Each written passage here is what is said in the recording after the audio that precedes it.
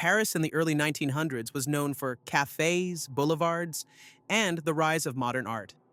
But hidden behind that world of beauty was Jean Weber, a woman later feared as the Ogress of Paris.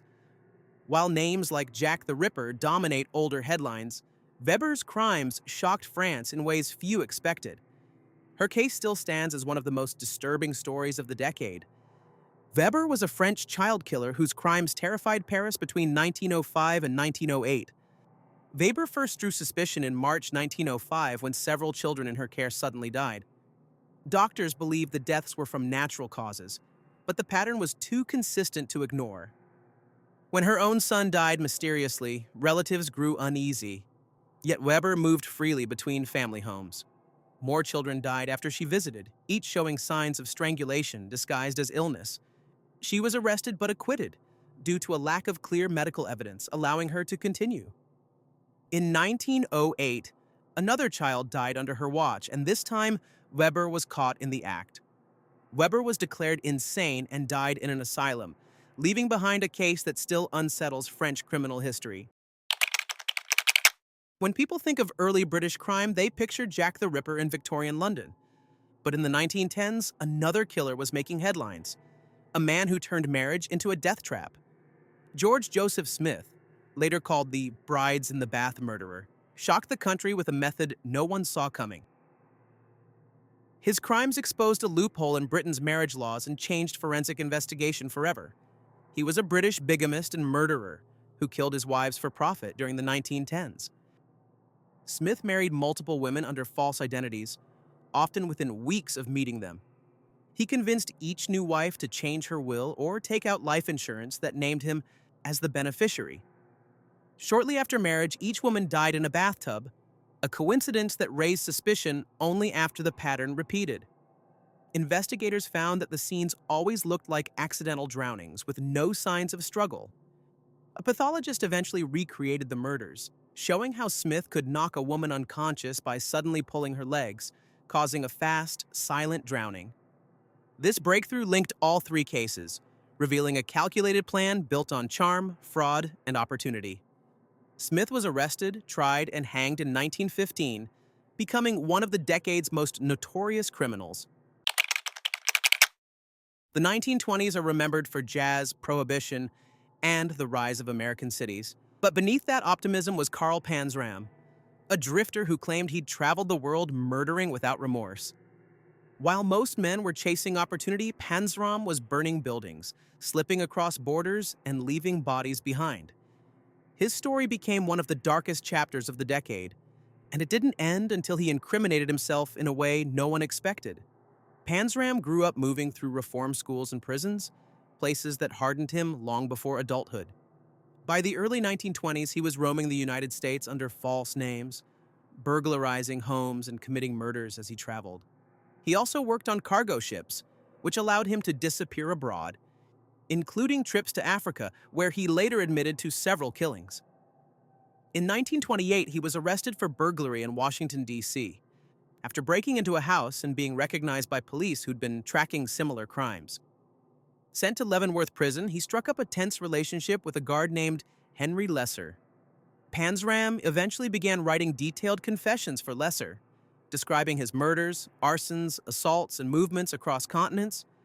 Those handwritten pages became the key evidence linking him to crimes no investigator had been able to connect. Panzram was executed in 1930, ending a life defined by rage, mobility, and an unusual decision to write down his own destruction. The 1930s were marked by economic struggle, with families across America searching for stability. But while the country tried to rebuild, Harry Powers was using Lonely Hearts adverts to lure victims straight into danger. He presented himself as a charming bachelor offering hope during hard times. But behind that facade was a man running a calculated trap. His crimes shocked West Virginia and exposed how desperation and trust could become deadly in a decade shaped by uncertainty. Harry Powers contacted women through newspaper adverts, promising marriage and a secure future. Once they responded, he built rapid emotional connections, convincing them to send money or travel to meet him. Several women arrived expecting a new life, only to disappear shortly after reaching his home in Quiet Dell. Suspicion grew when letters continued to arrive from the women, even though no one had seen them in person. Police searched Power's property and discovered a hidden cellar beneath his garage, where they found the bodies of his victims, including children who had traveled with their mothers. The evidence inside the cellar, ropes, restraints, and personal belongings, laid out a clear pattern of manipulation and murder. Powers was arrested, tried, and executed in 1932, leaving behind one of the most disturbing crimes of the decade. When police entered a small workshop in West London in 1949, they expected to solve a missing persons case. Instead, they found drums filled with acid and a floor stained with something far more unsettling. The man responsible was John George Hay, a fraudster who believed that dissolving bodies would also erase the crime itself. His method was so unusual that detectives initially struggled to believe anyone would attempt it. Hay began his criminal life with scams and small frauds, often posing as a successful businessman. During the 1940s, he befriended wealthy acquaintances, gaining their trust before luring them to his workshop in Crawley. There, he killed his victims and placed their bodies into large steel drums filled with sulfuric acid, waiting for the remains to break down. He then forged their signatures to gain control of their money, property, and valuables, confident that without a body, no murder charge could be proven. His downfall came when the family of one victim, Olive Durand Deacon, reported her missing and insisted Hay was the last person to see her alive. A police search of his workshop uncovered the acid containers, human residue, and personal items belonging to multiple victims, exposing his entire operation. Hay was convicted and hanged in 1949, ending one of Britain's most bizarre and calculated crime sprees. In the late 1950s, Los Angeles was booming. Bright lights, new studios, and countless young women chasing modeling careers. But hidden behind the camera was Harvey Glattman, a man who used fake photo shoots to lure victims into isolated locations. He carried a camera, a rope, and a story convincing enough to disarm anyone desperate for a chance in the industry. By the time police connected the pattern, Glattman had already turned Hollywood's glamour into one of its darkest legends. Glattman began by contacting aspiring models through newspaper adverts, posing as a photographer offering paid work. He arranged private sessions, driving victims to remote areas under the promise of portfolio shots. Once there, he tied them up, photographed them in staged poses, and eventually murdered them, documenting the process as if it were part of the shoot. His method left almost no witnesses and very few leads, until one victim managed to escape and report his behavior. Police later traced Glattman's car registration after an attempted kidnapping, linking him to earlier disappearances. A search of his apartment uncovered ropes, photos, and equipment that matched the surviving victim's testimony, making the case against him undeniable. Glattman confessed fully and was executed in 1959, leaving behind a crime pattern that exposed how easily trust could be exploited in a growing entertainment world. The early 1960s brought one of the most unsettling crime patterns in American history. A series of murders linked by identical knots, identical scenes, and a killer who seemed to slip in and out without leaving a trace. Investigators called him the Boston Strangler, a name that spread faster than any suspect list.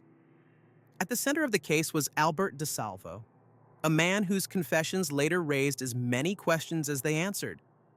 The murders began in 1962, targeting women who were found strangled in their homes, usually with their own clothing used as the ligature.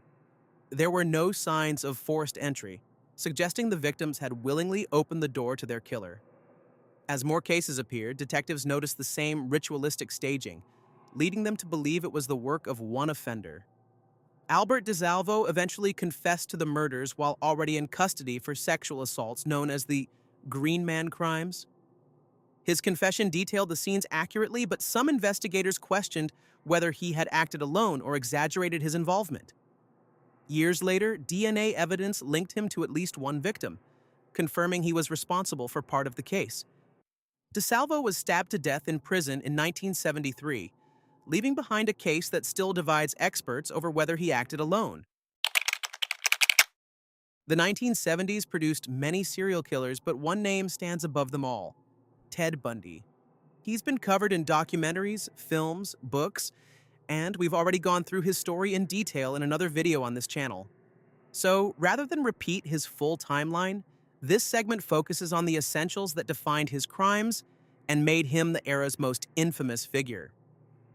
Bundy operated across multiple states, often approaching victims in public places while pretending to need help.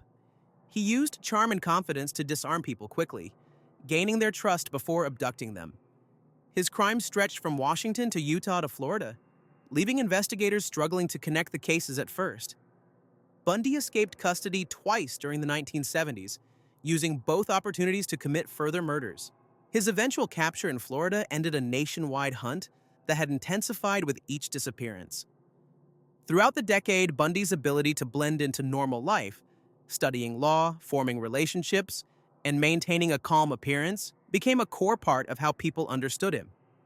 Bundy was sentenced to death and executed in 1989, closing the chapter on the man considered the most recognizable serial killer of the 1970s.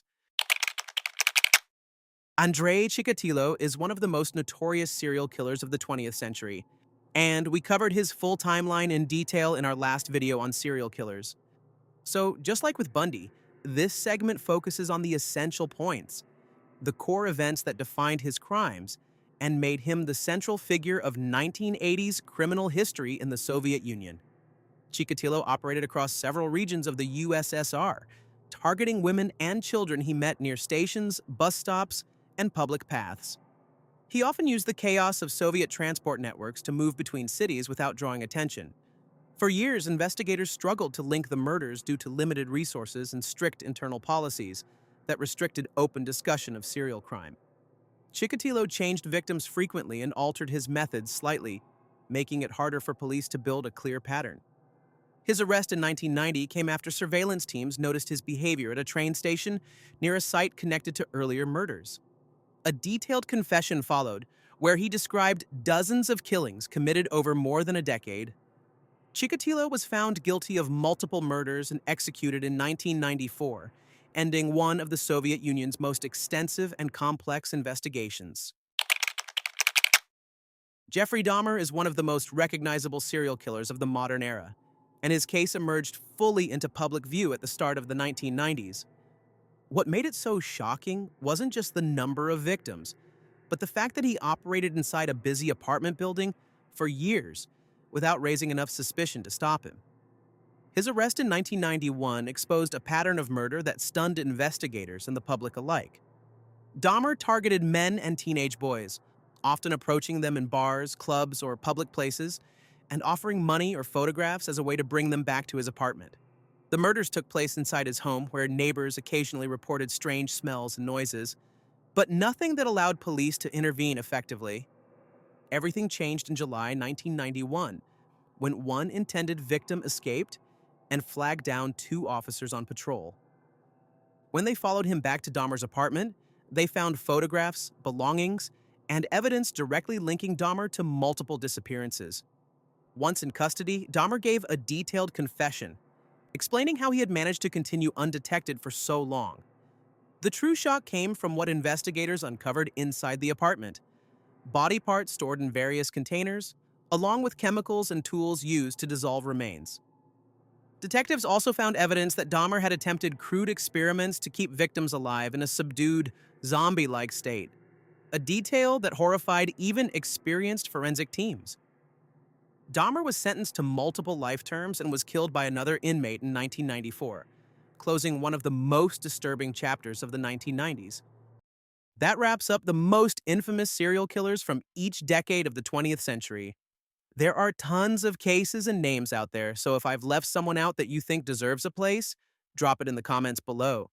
And if you'd like a part 2, covering more decades, different regions, or lesser-known killers, let me know as well. Thanks for watching, and I'll see you in the next one.